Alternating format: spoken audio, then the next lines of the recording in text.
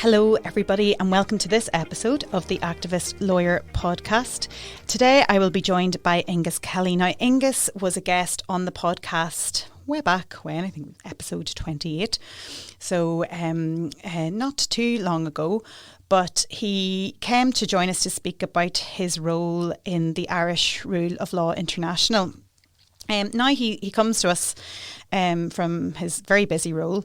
He is based in Kyiv at the moment in Ukraine, and he's working with the European Union Advisory Mission. So really interesting work there. He takes us through that before he heads off to do very important work with them. And I really hope you enjoy this episode. And we're really grateful to Aonghus for joining us again on the podcast. It's great to check in with him and see what he's doing. So hope you like today's episode. Thank you for listening.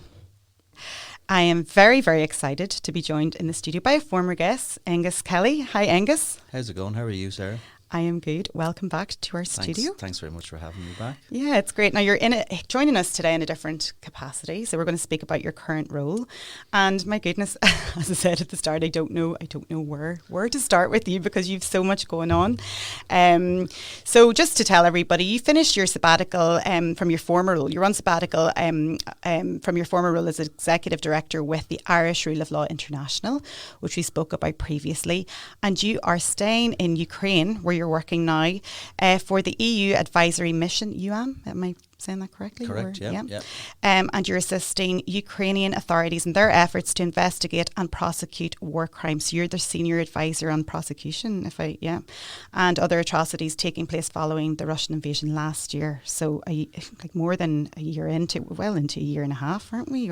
Well, the full scale invasion is nearly a year and a half. Yeah, it is exactly next month. It's a year and a half. But I've only been there since the start of end of September, start of October. Mm-hmm. So about 8 or 9 months now. But EUAM was in existence long before this invasion. So tell us a little bit just about the organisation itself, maybe. Yeah. So the European Union Advisory Mission in Ukraine, EUAM, was set up in 2014 after the Maidan Revolution, which a lot of people would know about. There's quite a good film on it on Netflix, and this was when they took over that central square in the centre of Kyiv, the Maidan, and it was kind of an outpouring of angst about the direction of the country, and following on from that, and the new government, the installation of a new government after the departure of the previous president, the EU was in discussions with the Ukrainian government, and the European Union Advisory Mission was set up by the Council of the European Union, so by the member states, to assist Ukraine in the area of security sector reform, which is obviously a key aspect of any country's structures and way forward. So EUAM is is one of the common security and defence policy missions. So that's part of the European Union's. I'm getting very technical here, but it is important to be upfront about it. It's part of the European Union's toolbox, is the term they use a lot in Brussels. I find it a funny term myself, but there you go. It's one of the foreign policy initiatives of the European Union. So I previously worked in the CSDP mission to Kosovo and also to Libya.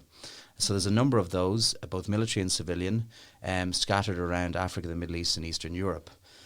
So the Ukrainian mission was set up looking at security sector reforms, so policing, judiciary, prosecution, legal in general, etc., looking to assist our Ukrainian colleagues in the reform process to improve their security sector. And then after the full-scale invasion in February of last year, the decision was made by the Council of the European Union to extend the mandate. So in April of last year, and one of the areas, a key area for that extension was to assist our Ukrainian colleagues in the investigation and prosecution of international crimes. So what we would commonly call war crimes or atrocity crimes. Yeah. So that's where we come in. So yes, as you mentioned, I'm one of the senior advisors on the prosecution of international crimes. And I have colleagues working in other areas of the judiciary and assisting our Ukrainian colleagues in the judiciary and prosecution, legal areas, rule of law, more broadly, policing, etc. So it's made up of international experts as well as Ukrainian experts as well? Correct. So we have Ukrainian colleagues, and then we have colleagues from across the member states So the 27 EU member states, you have people working from all those member states, and Norway as well. Actually, we've had some new colleagues because other countries can opt in, and that was the case in Kosovo previously. There's relationships between the European Union and some of the aligned states, if you will, or common concerns and expertise. So you're based in Kyiv at the moment. Yeah, I live in Kyiv. Yeah, I live in Kyiv. Now tell us more. How's that going? It's great. It's a great place. My Ukrainian colleagues are amazingly capable, able people. They have a very difficult task in front of them across a whole area. It's a very nice city, I have to say, particularly this time of year. In the freezing winter in January and December and January, it can be, I wouldn't say challenging, but it's cold and it's dark and it's not the most hospitable place in the morning, in the world, because you're in the steppes and you have the big Dnipro River going through the centre of the city, and you have the wind gusting down and the river freezes over, although unfortunately it hasn't been freezing over as it should have been, and we're back to the issue of kind of the climate emergency, etc., etc. More to follow on this issue, I'd say, but this time of year, from when spring breaks, and spring is late for them compared to us, I suppose. In April it starts to brighten up and you get they've amazing chestnut trees. One of the symbol of Kyiv is a chestnut tree, and they've this beautiful chestnut tubular, almost candle-like flowers that we're all familiar with because we have the same chestnut trees here, the horse chestnut tree. And that's the symbol of Kyiv, as I mentioned, and it's beautiful green city with amazing parks. But that can sound a little bit trite in that it sounds very idyllic, etc., etc. But obviously there's a war going on, there's a curfew. So you have to be off the streets by midnight or you get arrested. There's air raid sirens every day. There's roadblocks on the way in and out of the city. There's, security restrictions very regularly. If you travel, as I and my colleagues do, to assist our Ukrainian colleagues in other parts of the country, in Lviv, in Odessa, in Mykolaiv, in Dnipro, in Kharkiv, in Kropivnitsky, you go through a lot of roadblocks. You have a lot of security settings. You have to, we have lots of understandably important security matters we attend to before we go anywhere with our security colleagues internally. So look, it's not a normal situation, but people are very, and I'd say sitting in Uri no more than I was in Belfast yesterday and this morning, and I remember the taxi driver, we were on our way into Law Society House. And the taxi driver said to me, "What's it like living in Kyiv?" And I said, "Well, life goes on." And I said, "No better people to understand this than the people in Northern Ireland, because during the Troubles, during the conflict in the north, there was life went on. Yeah, life went on. Life goes on because people are adaptable and they have to get on with their lives. So it's certainly not easy. And I think for me, as not uninterested, but I'm not. It's not my country being blown up. It's not my country being invaded. It's not my friends and family at the front line. So it's a lot easier for me. If this was, God forbid, but if this was Ireland being invaded by Russia or any other country, and my friends and family were at the front line getting shot, and my country was being eaten up, and the future of my country was in doubt, and my own essence and nationality was being denied. That's a very taxing thing to have on your mind on a daily basis. Yeah, absolutely. And you mentioned there previously, and we spoke about this in our last podcast as well, your previous experience working in Bosnia and Cambodia as well. Obviously, your experience in prosecution of war crimes before, dating back a number of years ago, I'm presuming it's led you into this position, and this is what you're focusing on at the moment. Yes. Can we delve a little deeper into your actual role and, just to describe to people what it's like to work there? I mean, it's probably fast moving, I'd imagine. Well, in some ways it's fast, in some ways it's slow, because, let's not... there's difficult political considerations, and it's the first and most important thing to state in many ways on the work is this is Ukraine, and we're working to assist our Ukrainian colleagues. They're leading. We're trying to do the best we can to help them, but they're in charge. It's their country. It's their law. We're giving hopefully some assistance and international perspective, but we're looking at this in the perspective through the Ukrainian legislation, the Ukrainian Criminal Code, the Ukrainian Criminal Procedure Code. This is a question that comes up a lot in our interactions with our colleagues from around Ukraine. Is this, the international standards, et cetera, et cetera. But the Ukrainian standards, as outlined in the Criminal Procedure Code and in the Criminal Code, are perfectly acceptable and up to scratch and up to standard. So that's not the issue. It's not trying to reform those pieces of legislation. Although, like every piece of legislation in any country, there's always possibilities to improve. But if things are done according to the standards of the Ukrainian system, that is more than sufficient for what needs to be done. And the reality, of course, is that the vast majority of the 94,000 criminal acts that have been registered to date and counting will be considered and investigated internally in Ukraine. That's the reality of the situation, as it is in nearly every other post-conflict zone in the world. As opposed to a tribunal like outside. Well, that will happen eventually. Hopefully that will happen. Yeah. Okay. And, the International Criminal Court is working very. I'm not involved with them, but they're working. They have staff on the ground there. So that's ongoing as well. Yeah. So I mean, we only need to watch the news. I mean, everybody's aware of the widespread, atrocious crimes that have been committed and what we've witnessed. And I spoke before we recorded here about our clients, and getting first-hand accounts from our clients who came to Ireland and the UK to flee the war. I mean, just harrowing stories from women and children. But in terms of stats and figures, I'm not sure how much information you can go into.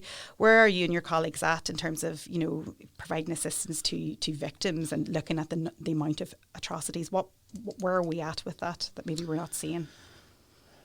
It's a big task, and at the certainty of repeating myself, it's our Ukrainian colleagues that are leading on this, and we're trying to assist them, and we do that through a number of methodologies, through getting technical expertise in certain areas, by providing information and knowledge on what's been done in other places and how it's dealing with, assisting victims or survivors, how that's structured in other countries and other post-conflict scenarios. We look at case reviews where we assist our colleagues if they have questions or they're seeking assistance in specific cases. We do training, capacity building, again, going down and meeting our colleagues and talking to them about certain areas of law or certain areas of international practice where we may have had experience in the past, whether it be in the Balkans or Cambodia or North, in other parts of the world, in the Middle East. So we're giving that perspective, but obviously every conflict is different also as well, and the peculiarities and situations on the ground are unique in every scenario. So you're giving your perspective, but these are always open to change, and the field is developing. The field is developing very strongly, and things are changing. So it's ever changing, ever expanding, ever growing, ever amending. Yeah, and just a question has just dawned on me there as well. With your previous experience working, on different conflicts, everyone is different. Is this the widespread coverage of this particular conflict in Ukraine, does that offer anything in terms of supporting your work, or is it easier to maybe document? I'm not sure. Yeah, well, I think that's an interesting question, because it brings to mind one of the things that I think separates this conflict probably from every other conflict we've seen to date in the history of mankind, in that this is, in my humble opinion, this is the most reported and most the conflict with the most amount of data, in inverted commas, circulating. So we all now walk around with little mini computers in our hands, and therefore with cameras and videos. So there's enormous amounts of data being collected, and you have things like the Eyewitness app that friends and former colleagues of mine are working on with the International Bar Association, that's collecting enormous amounts of data that they're downloading and storing. There's an awful lot of work. We were just talking before we started the podcast about open source intelligence, and obviously this is an enormous area. And as you know, Bellingcat and Global Legal Action Network and other actors in this sphere have been looking at this and coming up with pieces of work on this that they're assisting our Ukrainian colleagues on as well. And then our Ukrainian colleagues are very able and capable people, and they know this. And it's just, I think one of the biggest challenges with that is there's so much data that it's the kind of opposite effect of previous conflicts, where I can speak from experience to a degree in that in both Kosovo and Bosnia we had snippets of videos, we had snippets of intercepts, radio intercepts, snippets of walkie-talkie intercepts, and we were utilising those in trial, both in Bosnia and Kosovo where I was working, but also at the international tribunals in The Hague. Now it's almost the complete reverse. You have so much information that trying to work your way through it is going to be really interesting. And this is one of the things where I think, I'm not an expert in this field, far from it, but I do have colleagues who are, and they're doing a lot of work in this area. But AI potentially in the future is going to be one of the areas, and that there's going to be challenges with AI, as we all know, too. But this is one of the areas where hopefully that can be of assistance. So taking a quick break here to say that I hope you're enjoying this episode of Activist Lawyer. Again, we'd be grateful if you could like, share and review the podcast, and please check out our website at www.activistlawyer.com, where you will find some Activist Lawyer branded merchandise and some blog articles. Please tune in on Apple, Spotify or the platform of your choice for more great episodes coming soon. Like the other area that I'm doing a bit of work on with various actors, particularly my colleagues from, as part of the, there's an umbrella organisation called the Atrocity Crimes Advisory Group, which involves the UK, US and EU. And I do a lot of work with our colleagues from, obviously first and foremost, our Ukrainian colleagues in the lead, but also then with Georgetown University, who are working under the American umbrella, and Bravo Justice, who are working under the EU umbrella. And our Global Rights Compliance, who are working under kind of the UK and the EU umbrella on environmental war crimes, so the destruction of the environment, which is obviously a massive issue. And a country like Ukraine, which is its history going back millennia, literally back to the time of the ancient Greeks, is on being an amazing bank of excellent and very fertile land.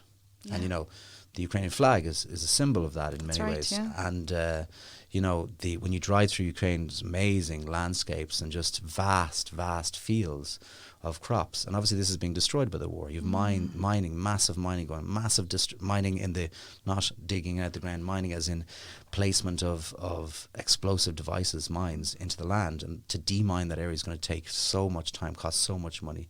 You have, massive destruction of waterways. You saw with the explosion of the Kakhovka Dam, the challenges we now face and fear about what may be going on in Zaporizhzhia, the nuclear power plant, the massive destruction of millions of hectares of land, of forestry and cropland.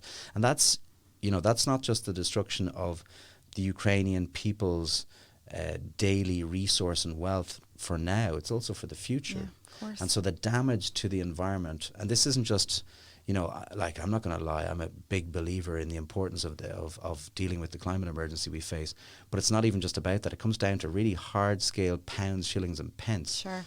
And this is, how does the country recover when its whole economic base, its land, and therefore its whole economic base is destroyed? That's really difficult for the country now and in the future. Gosh, something that we don't always really look into. And I mean, we're so used to the reporting being solely around the actual military kind of tactics and the strategies that are being used. But that's a really interesting piece then to explore, Just going back a little bit in terms of outcome, and I know that, it's likely that most cases, or most, I suppose, people involved, I know there already have been convictions as well, haven't there, will take place in Ukraine. But just from your perspective and your experience, how do cases get to the ICC? And also, how do you plan for that to happen in terms of building a case? I mean, you said there as well, there's so much data and there's so much to go through. I can only imagine it's important to get things, as accurate as possible. Is that difficult to envisage that happening, or is that managed, I suppose? Well... you're going to want to kill me, you're going to want to throttle me yet, but our Ukrainian colleagues will decide how this moves forward. But they're working very closely with the ICC, and this is in the public's arena, and those interactions. So I wouldn't want to speak for either of them in that regard. Sure. But building cases is really, really important, of course, and that's why we're out there to hopefully assist assist our colleagues, our Ukrainian colleagues, in any way that they see fit, and any way that we can be useful. But, I think that's, I can say from a personal perspective, why I went to Ukraine, why I gave up the job I really loved with Irish Rule of Law International, was because I had dealt with so many conflicts from the past. And this was an ongoing conflict. And I was like, well, maybe I can contribute even a millimetre to improving the things that we had problems with in the past, whether it be in Bosnia or Kosovo or Cambodia or Iraq. So...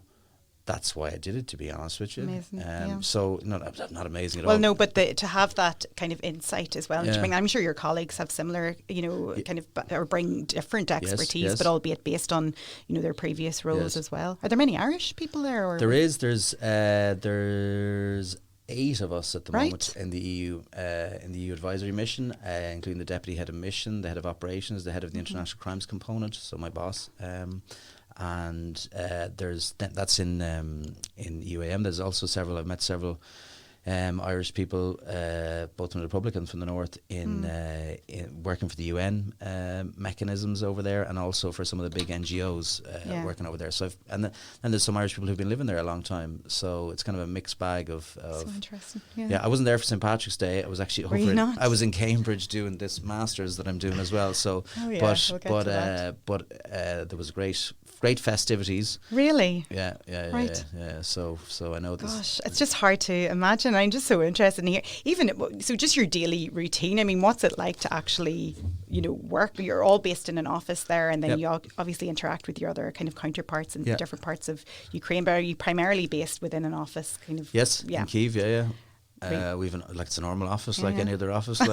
Trust me, it's a very normal existence a lot of the time there. Then the air raid siren goes off, and we all go down to the basement. Is that right? Okay. But it's it's very normal. It's very it's busy. It's active. There's also a lot of like any big office. There's lots of bureaucracy and stuff to deal with too. So. But your daily life is honestly very normal. The things that make it different on a daily basis in Kyiv are the air raid sirens going off. Not so much recently, but before you had a lot of power failures. Then the issue of the curfew, as you mentioned, and then getting in and out of the country takes a long time because there's no flights. You have to get the train in and out, et cetera, et cetera. And then the various security settings. So but life goes on. Humans are adaptable, and certainly. So. I'd say, I mean, nonetheless, very difficult kind of circumstances to work in. But And how long do you think you'll be there, or is it Well, I'll be there for. It depends on a whole host of variables. Sure. If the Irish government, because that's who's one of my two bosses. One of them is the Irish government because I'm seconded by the Irish government, and the EU is the other side. So if the EU and the Irish government want to keep me on, then let's see. But I'll be there until next. I'll be there for another year anyway. We'll see after that. Brilliant. Now you're never just focused on one thing. Much to my loss, many of my friends and family would say yes. Yeah. So what else is going on? I know you mentioned your masters there. Have you completed Are you still? That's your second masters, I think. What are you studying now? I'm doing sustainability leadership at the Cambridge Institute of Sustainability Leadership in Cambridge. So I'm a year into that. I have a year to go. So it's mostly online, but every 6 months we go there for a week. So I was most recently there in March. Very good. And I have to go there again in December. So it's very interesting because it's a multidisciplinary degree. I have colleagues who are from banking, from investments, from big corporate law firms, from NGO worlds, from big companies, a whole host of different actors. So it's very interesting. I won't lie, it's challenging at times. It really drags you out. Like I spent several months there recently looking at change management theory, which I won't lie to you was like double Dutch to me at the start. I used to read academic articles and go, wow, I've just read 20 pages and I'm not sure. And it was all in English, I can confirm, but I'm not sure. But that's the whole point of it, to challenge yourself, to make you certainly challenge yourself. Yeah. So really interesting. I'm starting my dissertation now. So that's the next battle. Fab. I'm just waiting for confirmation of that my chosen topic is okay, and that my dissertation supervisor is happy to take me on, and we go from there. So. Oh my goodness, you're just so much. And then so you're back to Kyiv then after this visit, and that's. Well, I'm actually going to Iraq on Monday do. I had the good fortune to be asked by the United Nations Office of Drugs and Crime, UNODC, would I be available to assist them with some training capacity building with Iraqi judges, prosecutors, and investigators on organ trafficking, which is unfortunately a scourge worldwide. I did some work on this, on the famous or infamous Medicus cases in Kosovo when I was in Kosovo. So I asked my boss and my boss's boss, and could I go to Iraq and do some work helping the UN, hopefully helping our Iraqi colleagues. So off I go to Iraq in a few days' time, and they were like, "Yeah, you can go," but. And I was like, I'm using my own leave and I'm not getting paid. So that's the two provisos that I was like, yep, I'm using my own leave and I'm not getting paid. So they were like, off you go. So great experience. Yeah, very interesting topic. Yeah. Unfortunately, it's a difficult topic and a difficult one to investigate and prosecute. Absolutely. And then we spoke a little bit the last time about your involvement with the Global Legal Action Network, GLAN, a fantastic organisation. Are you still So I'm on the legal action committee there, but my assistant there is very, I would say minimal, actually, it's the correct word, because they do amazing work. But, occasionally I get asked to give a piece of information, or do I know such and such a person? And as I mentioned, they do amazing work on OSINT. So that's obviously a huge area of interest for our Ukrainian colleagues and partners. So they're doing amazing work. They have a really interesting case coming up in the European Court of Human Rights on climate, focused on a number of Portuguese children, which is going to be really fascinating. I think it's actually going to have a lot of potential crossover into the world of environmental war crimes, to be frank, because it's going to potentially, let's see what the judges say at the European Court of Human Rights, but it could, on things like the right to a healthy environment, which is a really interesting area. This could move the dial to a degree. And obviously we're seeing daily the effects of the climate emergency, like around the world. It's the Sahel is on fire across a swathe of Africa from the Western Sahara and Senegal the whole way over through Mauritania, Niger, Burkina Faso, the whole way over to the Horn of Africa, and we're seeing floods and massive fires in Canada and in China, etc., in Latin America. So we've enormous problems facing us, huge problems. And I think one of the things I love about coming home to Ireland is how nice and calm and easy things are, but I also think we're very cocooned from the reality that is crossing our planet. And I sometimes have arguments and debates with many of my close friends about these topics, and I'm pretty grim, to be honest, with a lot of this stuff. And they're like, "You're pretty grim about this," and I'm like, "Yeah, because I think we're in a deep, deep hole. I think we've got a lot of." And I sit in my lectures in Cambridge online or read the materials, and I literally sit there and go, "We are so bleeped." Bleep, bleep, bleep, bleep, bleep. And we are so cocooned here. But you do see, I think, environmental law and, any kind of associated kind of disciplines around that seems to be growing in terms of becoming a kind of developing area of law that people seem to be interested in becoming more involved in. And, 10 years ago, you wouldn't have really... Is that correct? Is that well, in my humble opinion, it is. Like, one of the things, if you look from the corporate perspective, and this is actually what I'm going to be doing my dissertation on, hopefully, is on the ESG agenda, environmental social governance, which is a massive area in the corporate sphere. And big corporate law firms, the big consultancy companies, big government around the world are looking at this. It's quite controversial in the US, for instance, where certain, the GOP, the Republicans, want to push back against what they say as this woke ESG agenda. But the ESG agenda, in many ways, is about best utilization of resources, about getting the best results for investors. So it's not something that people should be afraid of. Now, whether the methodologies of our economic system are fit for purpose with climate change, I'm not sold on at all, to be frank.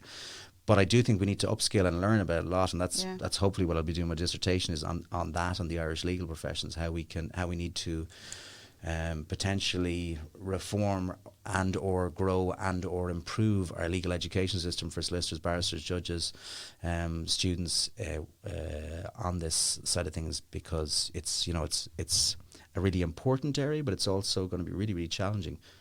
So let's see. Absolutely. And the last time, we went through, you did quite an unconventional legal career in terms of how you got into practice. So we'll not go through it, but it was very, very, a lot of our listeners find it very, very interesting, a diverse experience that you have. But now, given, your position at the moment, what advice, again, I'll ask you, do you have for listeners or people who are interested in maybe not going down the practitioner route? Maybe at the start they do that and then they'll maybe diverge into, go into more of an international kind of setting for their experience or their work. What advice, what nuggets do you have for our listeners there? There's no better person. There's certainly many better people of that, I'm certain. I think I would say always my first starting point would be get your legal qualification, your professional qualification as quickly as you can, because the older you get, the more difficult it gets. And then I would say ideally work in a domestic system. It doesn't particularly matter which one, but get it. It could be your home one, but it could be another one. But get some experience in a domestic jurisdiction for a few years. I'm not saying this is the only way. This is just, I think, the easiest stroke, most helpful way. And then I would say go international, and if you want to go international, be prepared to work long hours and for very little, if any, money at the start. And that's a difficulty with the system, unfortunately. It makes it difficult for people who don't have the financial backing or whatever. So, I was lucky in that regard. But I suppose part of the reason to do the domestic work is to build up a little bit of scrimp and save, and build up a bit of a bank of money to hopefully allow you to do that. And then it's about I think it's really important to meet people, to put yourself out there, to contact people, to engage with people, and you'll be surprised. Like, I've been very lucky over the years that I've contacted people out of the blue. I was out with one of them last night in Belfast, and they will help you out. Yeah. And people will put themselves out for you. And then, of course, the thing I would always say is people then contact me and I say, look, I'm happy to help you out, but you need to pass on the love, because there'll be people coming to you in 10, 15, 20 years' time, so you need to do the same. That's all. I don't want anything else from you. So a lot of people will help you out. Like, some really senior, amazing people have helped me out over the years. I'm very, very lucky to have had many great bosses and senior people and mentors, if you will. And then the last thing I would say is languages are really helpful. Okay, yeah. And it's not even about, it can be Aramaic or Yiddish or Scots Gaelic or Manx or, so it doesn't have to be Navajo. the modern European languages. Well, no, of course. Yeah. Ideally it is, ideally it would be like Arabic or Mandarin or French or Spanish or Hindi, one of the big languages. But I think the more languages you speak, the easier it is to learn another language. I also think that's very true. Yeah. I also think that that famous phrase on TG Carr and the Irish language TV station of Súl Ella, which is another eye, it's another way of looking at the world. And I think language does that. It helps you look at the world in a different way. And I've seen this so many times looking at documents, looking at translations, and I'm far from a genius, sadly, but I do think it helps you look at stuff and gives you a perspective on things, and just the way people phrase things and the way people deal with other people. Language is such an important thing, and that's where I would say, if you have the opportunity, if you speak a decent level of any language, work on it, improve it. If you have an interest in a language, work on it, do it. The work is worthwhile. And I can say honestly, when you go to a country and you make a little bit of effort, and I'm doing very badly in the Ukraine at the moment, I'm blaming my masters. Are you trying to learn? Well, I can get by in Bosnian, Serbian, Croatian, so I use that a lot as my crutch, because it's kind of, as one of my colleagues calls it, the pan-Slavic words. A lot of the numbers and days of the week and stuff like that are quite similar, so I can use that. But I need to do some work on my Ukrainian now, and I've promised myself after this break that I'll go harder at it, and I'll try and mould it into my master's work, because I was kind of using that as a way out of it. But I do think that it's also about gaining people's respect. Like, if you're going to go in someone's country, you should have the good grace and manners to learn something of their culture and to try and learn something of their language. It's very important, and people will react well to you if you do that, because they'll say, okay, this person has some respect for where we're coming from and our experiences. In Ukraine, you see that in it's amazing works of literature. Like, I'm reading Sergei Plokhy's book at the moment, The Gates of Europe, which is exceptional, and I've read a lot of Schneider's work before. And then there's a lot of famous Ukrainian authors of the past. So, Gogol, for instance. So these kind of people have a lot to say, and you have a lot to learn from them. So I think that's very important. Brilliant, excellent, sound and practical advice. Well, hopefully. As always. Sure, it's full of holes too. No, it has been just an absolute pleasure. I keep in touch with you quite frequently, thankfully, that you've let me in some of your work and what you've been doing, and it's just fascinating to hear how you're getting on, and it's just even more insightful to have you here and share your work and your experience again with us. I'm really, really appreciative of it, for dropping in today. No, the pleasure's all mine. Unfortunately, my knowledge and experience and is not as amazing as it might seem. It's pretty normal all the time. Honestly, trust me, it is. Well, look, it's amazing to me and very, very fascinating. But we hope to have you back again to let us know how you're getting on. I'll be following your work, and keep in touch with me and let me know how you're getting on. It's just great to hear from you again, and thank you again for popping in. Thanks a lot. To our lovely studio here. Slán. Thanks everyone for joining me today. If you like the show, please remember to share and leave a review if you have a moment. And you can also check out our website, www.activistlawyer.com, where you will see some blog articles written by our guests and contributors, as well as some fabulous Activist Lawyer merchandise. This podcast was recorded in Granite Podcast Studio. Interested in starting up your own podcast but don't know how? Granite Podcast Studio can help. Record your podcast in our state-of-the-art studio, which is based in the heart of Newry City. Our studio has cutting-edge and user-friendly technology and can seat up to 4 people. We also provide an editing service for our team, using your guidance and editing notes to provide you with a flawless finished product, leaving your listeners wanting more. For more information on how you can get started, visit www.granitepodcaststudio.com.